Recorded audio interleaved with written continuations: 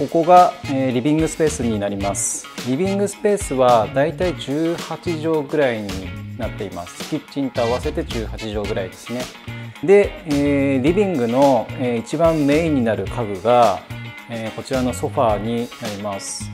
生地が特徴的でスーパーレザーテックスっていうレザーでもないファブリックでもないっていう生地を使っているソファーになっています。レザーよりも丈夫で、手入れがすごく楽なので、うちは猫を飼ってるんですけども、そういうペットがいるご家庭でも、使いやすい、素材になっています。過去に1本これを丸々紹介した動画を出してますので、概要欄に貼っておきますので、そちらも合わせて見ていただけると嬉しいです。はい、で次がですね、こちらのラグですね。ラグはザラホームのものになります。この家がですね、床をかなりダークトーンのブラウンにしたので、そのままだとちょっと暗い雰囲気になってしまうので、こういうラグだったりとか、そういうアイテムに明るい白を持ってきて、部屋の印象をちょっとでも明るくなるように、しています。あと毛足がすごい短いので、ロボット掃除機とか掃除機とかをかける時もすごい楽なので、このタイプにしました。で次がこちらのセンターテーブルですね。このセンターテーブルはアクメファニチャーっていうブランドのセンターテーブルになっています。今こういう風にセンターテーブルとして、使ってるんですけども、こういう感じで2つに分離して使うこともできるので、映画とか見るときに手元にテーブルが欲しいっていう時はこういう風な形で使うこともできます。で六角形になっているので、今2つで使ってるんですけども、これ3つ連結することもできますし、もちろん4つとか、5つとかね、つなげて使うこともできるので、その部屋に合わせた大きさをチョイスできるっていうのはすごくいいなというふうに思います。こちらのフロアランプはインターフォルムっていうブランドのフロアランプだったと思います。ヴィンテージっぽい見た目できなりっぽいシェードがついていたりとか、特徴的なね形をしているので、インテリアのアクセントになって気に入っています。で夜になるとですね、この上の方からと下の方からの2つに光が分かれて、特徴的な光の回り方がしてすごく気に入っています。で電球は IKEA のトロールフリっていうものをつけていて、全てスマホだったり Alexa で操作できるようにしています。はい、でその後ろにですね、今、みーちゃんが寝てるんですけども、猫のケージをここに置いています。部屋に入った時に一番死角になる部分をみーちゃんゾーンにしています。今はね、もううちに来て半年以上経ってるので、もうなかなか悪いことはしないようになってきたので、基本的には放し飼いで飼ってるんですけども、ちょっとおとなしくしてほしい時とかはこういう風にケージの中で、リラックスしてもらえるように、このケージはまだ残しています。はい、で次がこちらの、観葉植物ゾーンですね。ここに観葉植物を何個か並べていて、で一番大きいのがフランスゴムの木っていうものになっています。全長が160センチ、170センチぐらいある結構大きなもので、かなりインパクトがあります。でこの鉢はこの観葉植物を買った時についてきたものなんですけども、色がちょっと気に入らなかったので、自分で DIY してモルタル調に、塗装しています。これの塗り方とかも過去の動画にしているので、そちらも概要欄に貼っておきますので一緒に見ていただけると嬉しいです。でこの上に乗っけているのがプランツテーブルっていうもので、目的としてはみーちゃんがこの土をほじくり返して遊んだりしてたので、ちょっと何か対策がないかなということで探してこちらのプランツテーブルを、置いています。購入したのが確かジャーナルスタンダードファニチャーだったと思います。でその隣に置いてあるのがモンステラっていう種類の観葉植物になっています。これはですねかなり成長が早くて、なんか伸びてほしい方に伸びなくて、こんな感じでかなり変な形になっています。春になったので剪定して形を整えてあげたいなというふうに思ってます。はい、でその後ろにあるこちら、これが、ソノスっていうブランドの、ウーハーになります。後でご紹介するんですけども、そちらにあるスクリーンに全てつないでいるものになっています。プロジェクター本体から出る音よりも重低音だったりとかお腹に響くような、そういう振動を楽しむことができて、より映画に没頭することができます。もちろん Bluetooth をつないで YouTube ミュージックだったりとか、Spotify とかそういうサブスクの音楽も聴くことができるのでかなり重宝しています。でその隣にあるこのカバンがスリューっていうなんか女子系の雑貨を売っているブランドで購入したものになっています。でこの中にはみーちゃんのおもちゃをすべてここに収納しています。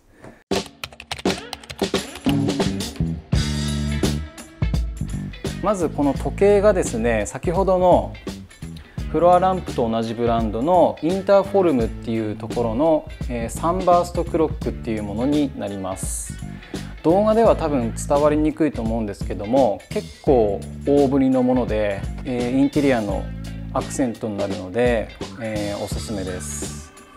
この下にあるポスターが、IKEA のアートフレームになっています。A0 だったと思うんですけども、この部屋に対してそのぐらいの大きさがないとやっぱりインパクトがないなと思ったので、この大きさを選んでいます。でその隣にあるのが、ウォールシェルフですね。ここは賃貸なんですけども、こういう感じでどうやって固定してるのかというふうによく聞かれるんですが、本当はこれはネジで留めるものなんですけども、こういう感じで虫ピンを使って、固定しています。こういうスピーカーだったりとか、結構重量がある、オブジェを置いているんですけども、1年ぐらい使っても1回も落ちたことないですし、とりあえずは固定されているので、いいのかなというふうに思っています。はい、でその一番下にあるこの大きい長いものが、スクリーンになります。ここの壁がいろいろとこういうふうに装飾をしていて、ここにプロジェクターを投影できないので、こういう電動昇降式のスクリーンを置いています。これはビビットストームっていうブランドのもので、ボタン一つで、自動で昇降してくれて、そこにプロジェクターを投影することができます。自然光なんかが多少入っても綺麗に映るような、特殊な素材を使っているみたいなので、普通に壁に映すよりも、綺麗に投影してくれます。でその前にあるのがさっきの、ソノスのサブミニと、連携しているもののソノスのレイっていうサウンドバーになります。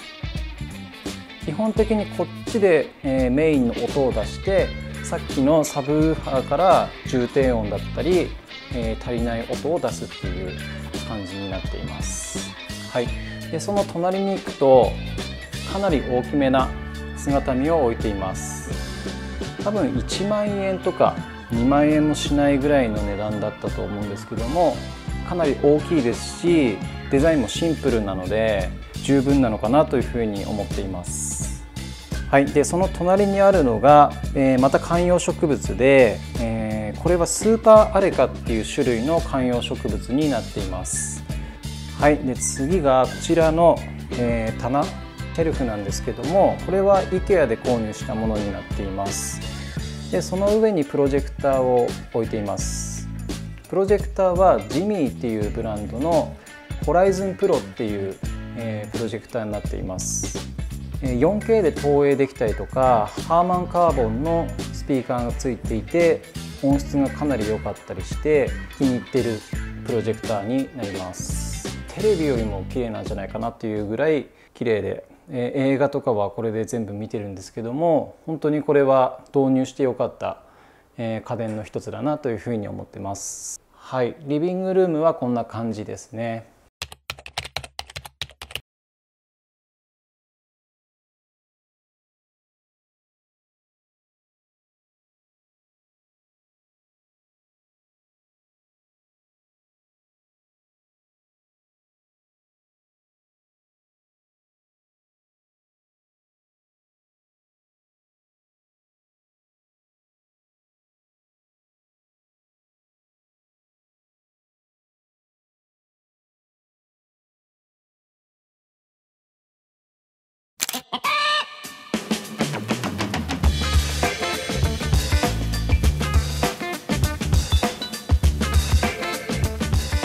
はい、次はですね、こちらの、ダイニングルームを紹介していきたいなというふうに思います。まず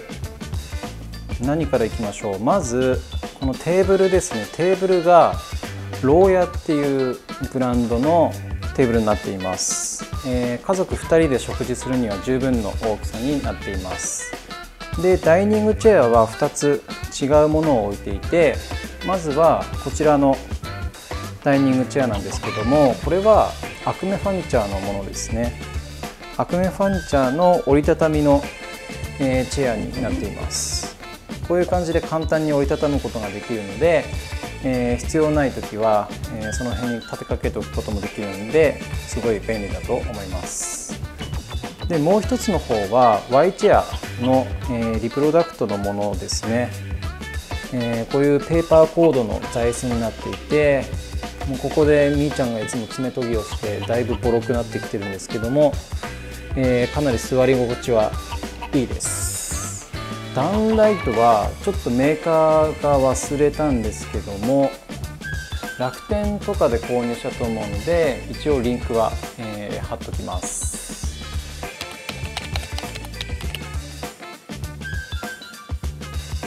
はい、次はこちらのキャビネット周りをご紹介したいと思います。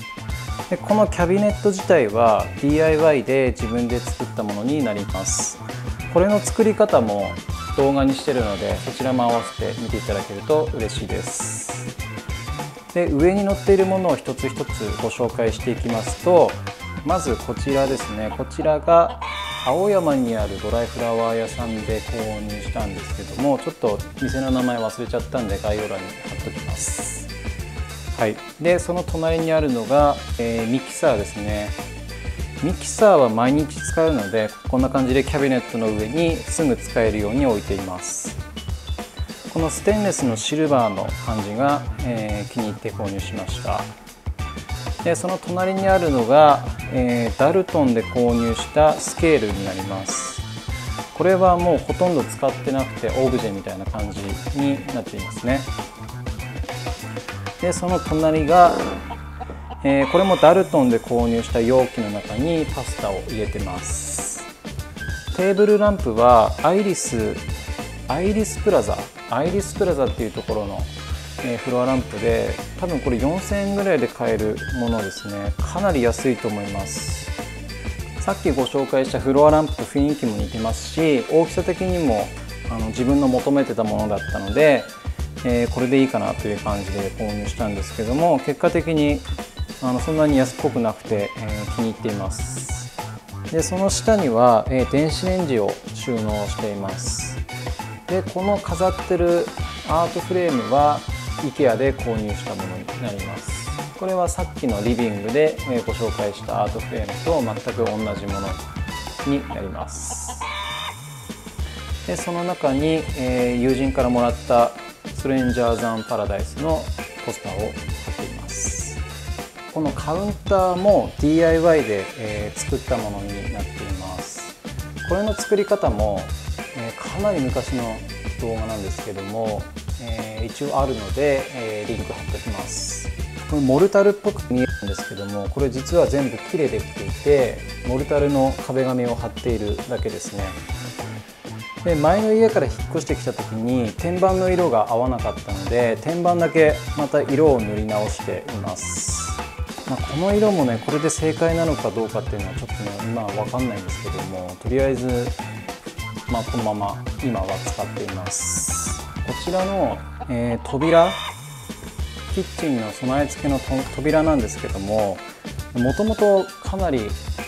年季の入ったザ・築古物件の扉みたいなのがついてたんですけども、ちょっとねそれが気に入らなかったので、DIY で、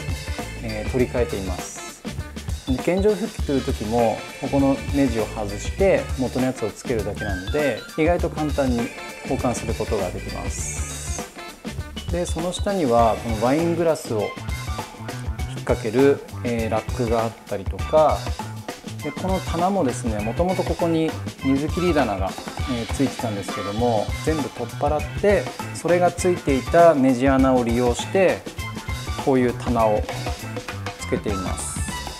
でこの棚にはですね、コーヒーだったりとか、コーヒーセット、あとはマキネッタとかですね、あとトマト缶とか、あと調味料とかも全部ここに、置いています。あとは油差しとか、パン焼くやつとかも使う頻度が高いものは全部、出しっぱなしにしています。あとはこのレンジフードもですね、本当は白だったんですけども、マスキングテープを貼って、その上から、カッティングシートを貼って、印象を変えています。で、あとはこのちょっとした隙間があったので、この辺で売ってる収納をここに置いて、その隣には、冷蔵庫を置いています。ハイアールっていうね、結構安めのブランドなんですけども、結構質感もちゃんとしてますし、デザイン性がかなりいいので結構満足してます。でその上にはアレクサを置いていて、ここの照明だったりとか、いろんな家電を全部ここに連結させて、全て音声で操作できるようにしています。あと間接照明をここにつけていて、基本的にはこの照明とさっきのテーブルライトでキッチンは照らしています。でこの隣の、扉ももともとはグレーみたいな、かなりなんか気持ち悪い色だったので、全体のこの床の色だったりとか家具の色だったりに合わせた、ダークトーンの、カッティングシートを貼って、印象を変えています。このドア枠なんかもその変なグレーだったので、MT カーサっていうマスキングテープで白くしています。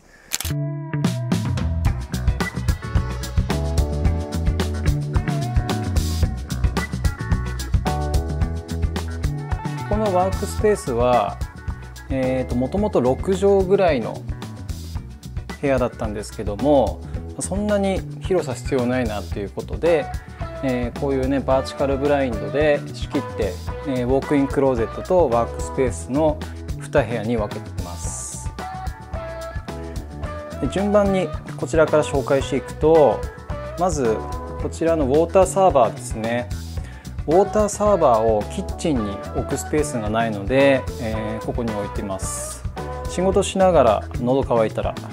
すぐ飲めるので、結果的にかなり良かったです。ここの位置に置いて。はい、でデスク周りは、また別途デスクツアーみたいな形で動画を出そうと思ってるので、さらっとご紹介したいと思います。で使ってるデスクが、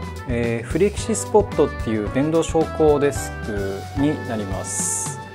で天板はその辺のホームセンターで買ってきたパイン材に色を塗ってる、天板になります。で椅子がコストコで売ってるメッシュチェアになります。なんか見た目がアーロンチェアっぽいんですけども、全然座り心地はアーロンチェアではありません。モニターはデルのもので、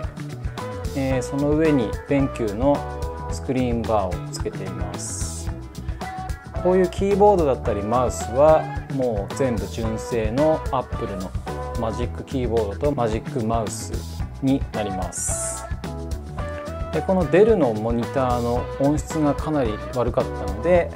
Amazon で買った丸型のスピーカーをここに置いて鳴らしています。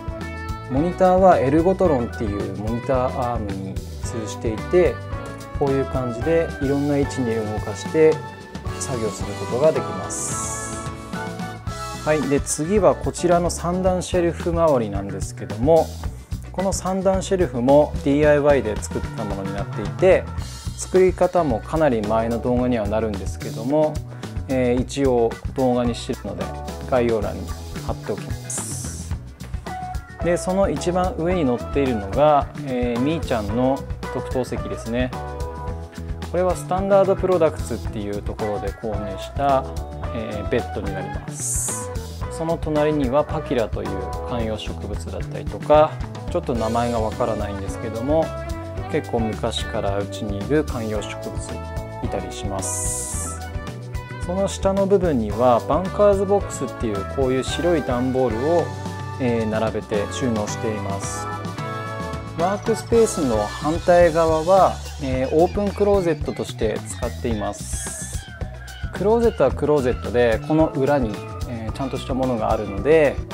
そこには冬物だったりとかシーズンオフのものをそっちに収納して、今のシーズンに使うものをこちらに、置いているっていう感じですね。一番長男には帽子を置いていたりとか、ジャケット類はこういう感じで、かけられるようになっています。で T シャツなんかもこういう風に平置きすると結構見た目がいいので、こういう感じで置いています。さっきさらっと紹介したんですけども、ここがもともと6畳だったんですけども、こういう感じでバーチカルブラインドをここにつけまして、この裏をウォークインクローゼットとして使っています。ちょっとね中は汚くてあんまり映せないんですけども、シーズンオフのものだったりとかあんまり使わないものをこの裏に収納しているっていう感じになっています。でこれはどういう風につけてるかっていうと、リアウォールっていう 2x4 材を突っ張るものがあるんですけども、それで両端に柱を作って板でつなげて、そこにバーチカルブラインドを打ち付けてるっていう感じですね。なので賃貸でも全く問題なくこういう風に設置することができます。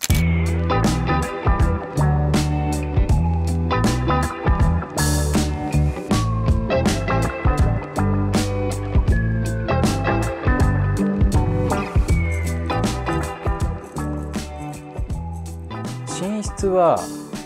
リビングとかとちょっとテイストが変わっていて、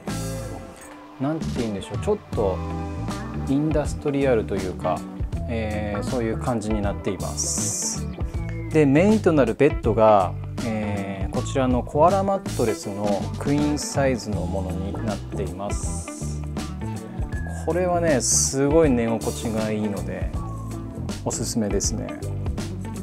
でベッドフレームがローヤっていうところのベッドフレームになっています。でベッドカバーとか、枕カバーとかは全部 IKEA のもので、あとはこういうブランケットとかも IKEA ですね。でそのフロアランプはちょっとメーカーが忘れちゃったんですけども、前の家から使っているもので、一応概要欄にリンクは貼っておきます。枝物も IKEA のものですね。結構大きさがあって150センチぐらいはあると思うんですけども、結構インパクトがあります。時計も IKEA のもので、もともとはシルバーのものだったんですけども、アイアンペイントで塗装して、黒にしています。あとはビーズクッションもちょっと置き場をなくして寝室に今避難してるんですけども、これは無印良品のものになります。床に敷いているラグはジャーナルスタンダードファニチャーのものですね。このサイドテーブルも IKEA のものです。上が取り外せるようになってるので、この上に食事を持ってくるとか、そういう使い方もできるような結構便利なものになっています。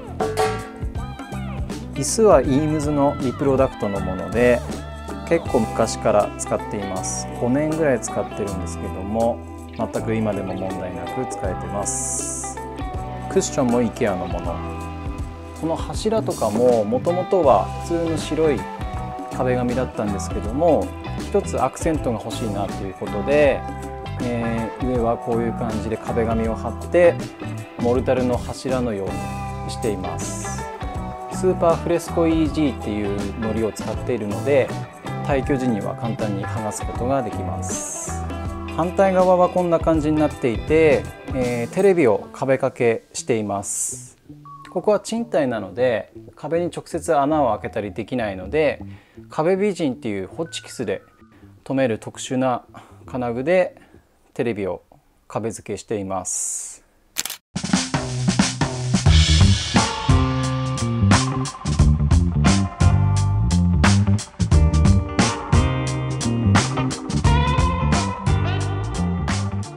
トイレは全体の DIY の動画を前に出しているので、そちらを見ていただきたいんですけども、大きく変えたところで言うと壁紙ですね。壁紙を、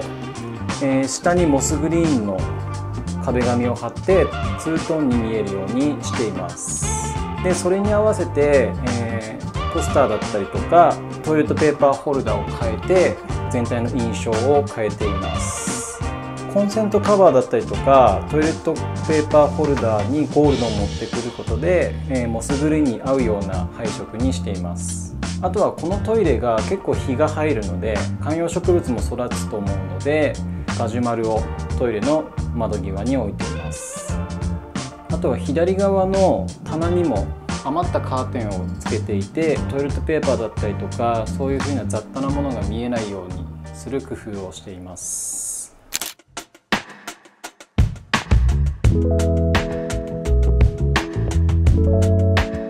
洗面所はね、もう何もしてないですね。もうそのままって感じなのでご紹介するようなものはほとんどないと思うんですけども、サクッと、ご紹介していくと、日立の乾燥機を置いています。これは雨の日とかも、気にせず洗濯できるので結構重宝してます。でこっちに行くと、この辺は全部 IKEA で購入した収納家具ですね。これは